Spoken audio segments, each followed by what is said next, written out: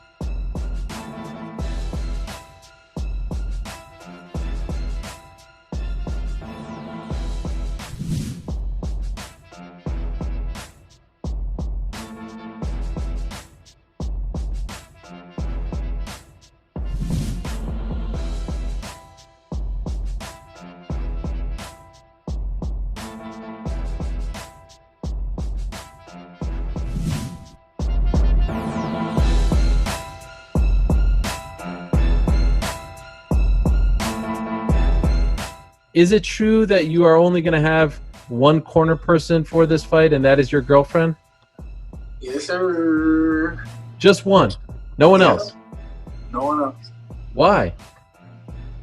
Because she's perfect. Does she have experience in terms of martial arts training or cornering people?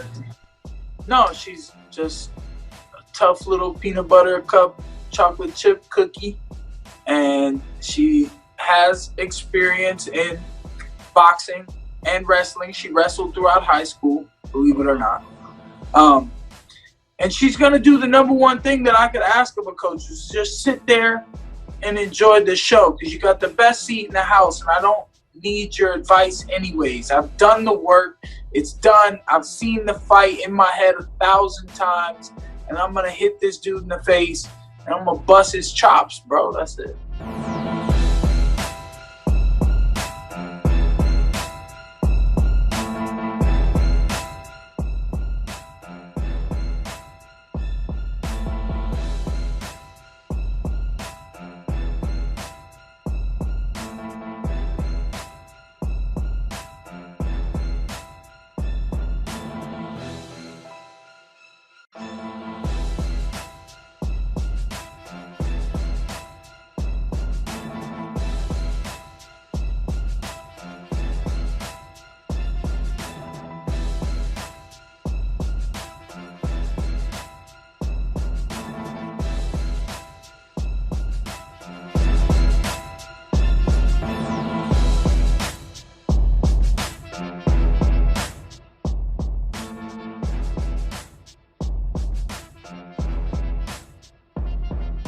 Speaking of network television, it truly is an honor to welcome back to the broadcast team here in the Ultimate Fighting Championship, the host of NBC's Fear Factor, Joe Rogan, our old sideline guy, interviewing the fighters years ago. Joe, back again. Hey, you know, the nice thing about you being part of this today is that it's monumental for your return, but also because of your passion, because truly when it comes down to it, you are a huge fan of this sport. I'm a huge fan of Ultimate Fighting, all mixed martial arts. Literally, I don't care about other sports. Like the Lakers won their third championship the other day. I couldn't care less. If they made basketball illegal, it wouldn't even bother.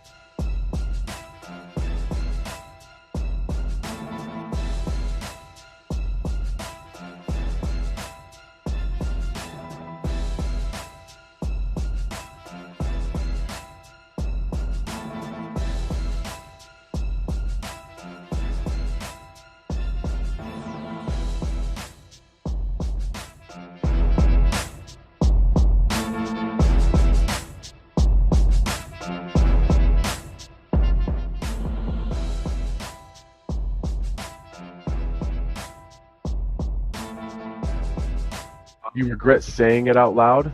Not for myself. I regret saying it for my manager and my coaches, because they've put a lot on the line in different ways for me.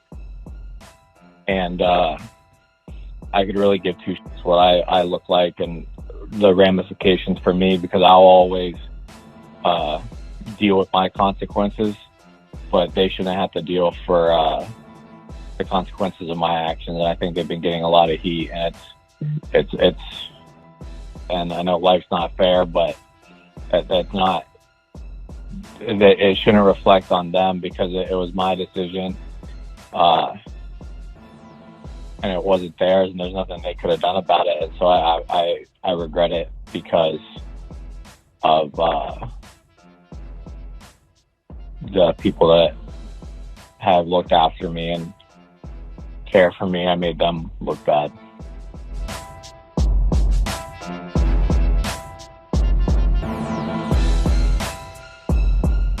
So let me start this with, I know Max Roshkoff. I've worked out with him, so hey, I may be biased, but I think I'm going to give a good opinion about this.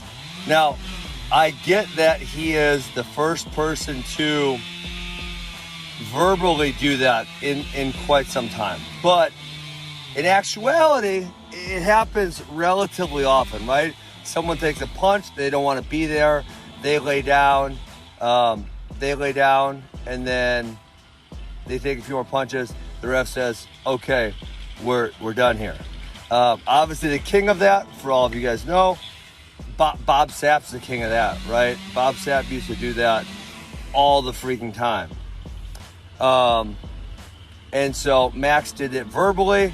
And, okay, let's take this into account. He took the fight on 5 days' notice, okay? I have no idea whether he was training or not training. The only thing I'm really worried about in fighting is the trauma to the head. That's a very, very dangerous thing. And so for him to, say, hey, I'm done, if he feels that way, that's fine. I mean, he probably could have just, shot it and gave up a guillotine choke, or, he got hit by a hard punch, covered up and taken some... And maybe that would have been better, and we wouldn't be debating this point. But the fact is, he chose to do it verbally, and that's fine. Okay? So he was coming on 5 days' notice. Obviously, I don't really think he was training all hard. He was gassed.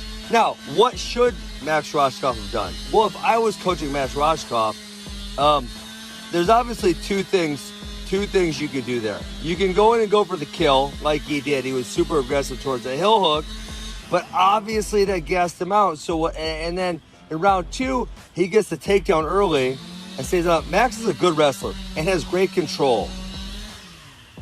I would have said, Max, take this dude down, lay on his ass for 3 rounds and win the fight, because you are not in shape.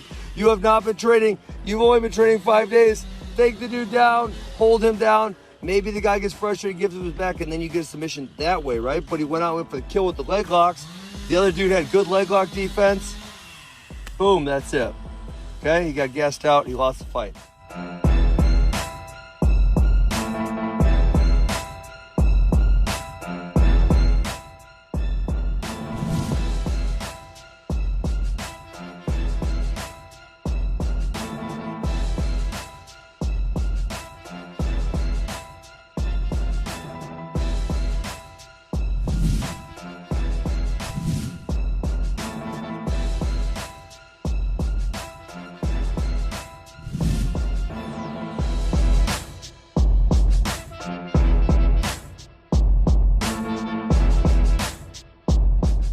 I don't know where my future lies. I truly don't. And I think that's kind of an exciting thing in my life. I've been with the UFC for 6 years now, and I've never, through this time, I'm actually, which is crazy, I'm still on the same contract that I was on before I fought Rose when I was 22 years old, and I'm 26 now.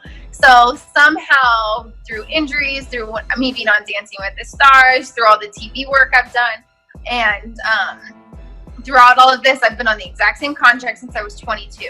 And that's the contract I signed when I was 22, but I just feel like a regular extension isn't what I want.